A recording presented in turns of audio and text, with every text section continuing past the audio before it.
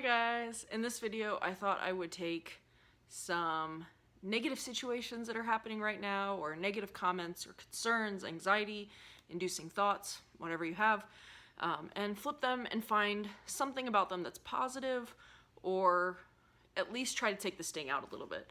And also I wanted to take a quick second to talk about self-care. Self-care, essentially, if you're not familiar, is something that you can intentionally do for your mental health or even your physical health in some cases. My personal favorite ways to engage in self-care are to hydrate or dihydrate, radiate positivity, think positive thoughts, try to find the positive side, acknowledge the negative side, but try to find a positive, and Built for the Wild, aka be outside. Today we took a 3-mile family walk. It was beautiful, it was great. Pollen counts are high, so we took some medicine and showered and cleaned ourselves off when we got home. Another form of self-care. But outside time for me is so important. Another way that I like to engage in self-care is meditating or stretching, basically just focusing on my breath and regulating my thoughts. I did do that today. Lada let me take a nap. Sleep is another great form of self-care. And before my nap, I did a couple minutes of meditation. I personally really like Epsom salt soaks, whether that's a full tub soak or just soaking my feet. I love them. And there was one other one I wanted to share. What was it? Oh, right, face masks. This is the one that I'm using currently. It is an anti-stress Dead Sea Mineral clay mask. Nothing fancy. Probably got it at Walmart or H-E-B. Anyway, this is how I do self-care. I think self-care is important because it's great for your mental health, and your mental health in a lot of ways is just as important as your physical health. And yeah, that is that. So moving on to the second part of this is before Lada went to bed, she's engaging in self-care by taking an early bedtime tonight, which I fully support. We sat down and talked about all of the things that we've seen, our friends, family, high school friends, all the people on social media, as well as ourselves that have been stressing about or anxious about, and we wrote them down. So we kind of broke them into 10 different topics, and I'm just going to run through them and work on finding the silver lining, reframing them, flipping the thought around, and trying to find something positive in a negative. It doesn't mean that there isn't still a negative component with these. They're negative and it is what it is, but that doesn't mean you can't try to find some positive and balance it out. Also, before I jump in, when this dries out, I might end up taking a break to wash it off because it's already been on for a couple minutes. Okay, so number one, and this is the one that seems to be getting to Lada the most, is we can't go anywhere. We're stuck at home. And that is tough, but we do both agree that the benefit of being stuck at home is we have much more family time. Yes, she is still working. She works a full day here from the house, but she doesn't have her 45-minute commute from here to work, and then sometimes up to an hour, hour and a half even, depending on traffic, from work to home. And she gets to eat breakfast and lunch with us. So even though she's still working her same hours, we're getting more time together as a family. The second thing that we've seen a lot of people worried or stressed about is people, including people we know, losing their jobs, getting laid off, uncertain future. And that one's tough. That's just negative, especially if you're the one going through that. If you're the one worried about providing for your children or your family, it's really hard to find a positive in that. I think the best that can maybe be done is this is temporary. And in the interim, it's going to be terrible, but hopefully you qualify for unemployment benefits, or if a stimulus check comes out, something like that, and hopefully that is enough to hold you over. It's a tricky situation, especially if you have a mortgage or rent or any of that, and whoever you're paying that to can't be flexible and work with you. It's scary. It's very scary. But I think by, reminding yourself this is temporary, and temporary things come to an end. It can take some of the sting and the worry out of a very concerning situation. The third thing that I feel like everybody has been hearing is we're having trouble finding groceries or toilet paper or household goods. And again, that one's a hard one to flip around, especially if you're the one that needs toilet paper.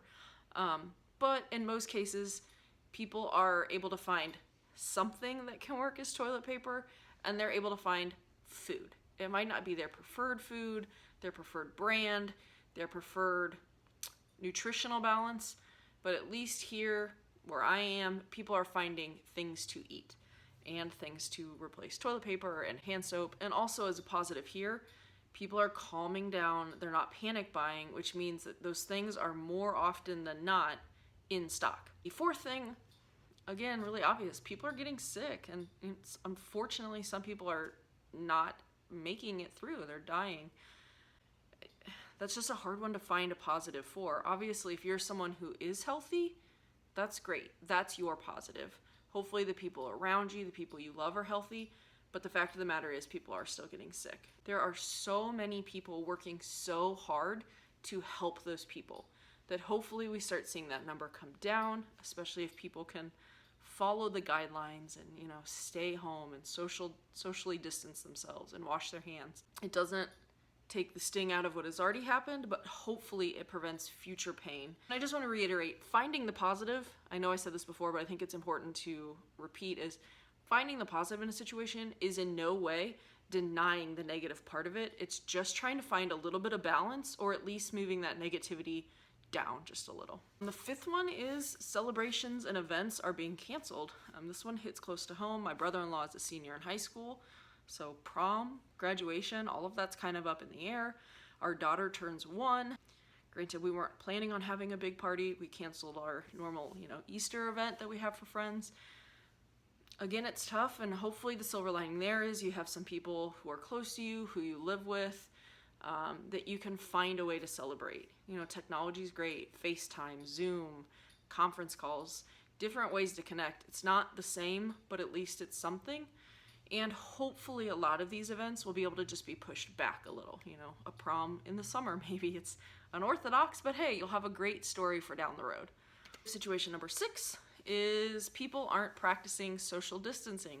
This one's very frustrating. We went on a family walk tonight, and we passed a bunch of houses where they were clearly having a pool party, a barbecue, and clearly for people who don't live at their house. That's frustrating because even though you're feeling healthy, there's no guarantee that you didn't come into contact with, either this virus or the flu or a cold, just anything that nobody needs to be having right now. Yes, the flu and the cold aren't the major concern, but if you get sick and have to go to the doctor or the hospital, you're taking resources from somebody who is really sick, or those resources might not be available to you.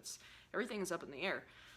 The positive is, at least from the people that I know and I see, more people are taking this seriously in social distancing, and hopefully enough people are taking it seriously enough that we can compensate for the people who aren't. I've also seen some very great, respectful conversations where people who think, somebody else isn't doing what they need to be doing tells them that in a way that's not negative or off-putting. I think that's a big problem right now, is there's a lot of finger pointing and blaming, and it feels good to relieve that stress that way. But when you come at somebody that hard and fast, they're just going to shut down and not hear you. So I'm seeing people communicate in kind, respectful, positive ways, which I personally love.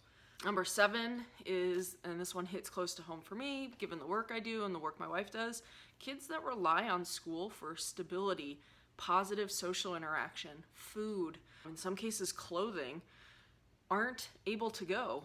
And that one's hard. That's hard. Some kids are stuck at home in tough situations. I think the positive of that is a lot of school districts are trying to do their best to make sure that kids have what they need to continue their education at home, whether that's access to Wi-Fi, technology, food, school supplies. I've seen so much outpouring of resources to those kids that hopefully some of the kids will get access to what they need. Again, it's not going to fix the problem, but people are trying to help, and that is something. Number 8, an uncertain economy or stock market. Everybody seems to be freaking out about this.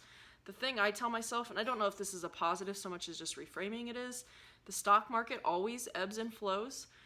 It is very scary when it dips. We've had recessions before, and it's been terrible. I feel like this is a different type of situation, and it seems like, at least more than usual, everybody's trying to work together to fix the problem. And I personally like seeing that. I like seeing both sides of the table come together and try to figure things out. Number 9 is healthcare workers don't have the necessary PPE. And actually, I'm going to kind of blend this into number 10, which is essential workers are overworked. And that's not just healthcare workers, you know, that's grocery people, workers at grocery stores who are stocking, cashiers, they're in closer contact to more people than they should be. Healthcare workers, definitely, they can't get what they need. All of that makes you more susceptible to getting sick, which is scary. And it also makes you more likely to possibly, if you're not careful, get your family and loved ones sick. I think the positive here is there are so many people, hopefully they don't feel forced to do it, hopefully willing to take those risks for the greater good and the potential to help other people. I feel like, at least from what I've seen, people are going out of their way to try to also respect that person's health and that person's well-being. And I think for me, at least, that's the biggest takeaway from this whole negative situation, which undoubtedly it feels negative, and it is negative, is that people are working together more than I can remember seeing in the last however many years on coming up with solutions, making sure everybody is taken care of, hoarding aside. But even with that, you know, there are definitely people hoarding, but I've seen so many people willing to, you know, share with others what they do have. And I think that's great. But for me, that's the biggest takeaway. Families are getting more time together. People are helping each other out. People are thinking about things that they probably never thought about before. Access to healthcare, health insurance, unemployment benefits, all of these things that people don't always think about because they don't have to are being thought about now. So for me, that's the biggest takeaway. Doesn't take the suck out of what's happening, but it lessens that suck a little bit, or in the long run reminds you that there was some good things happening too. So at any rate, that's all I wanted to share. Some self-care and some silver linings.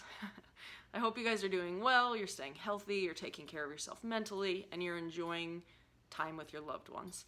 But with that, have a great day. Bye!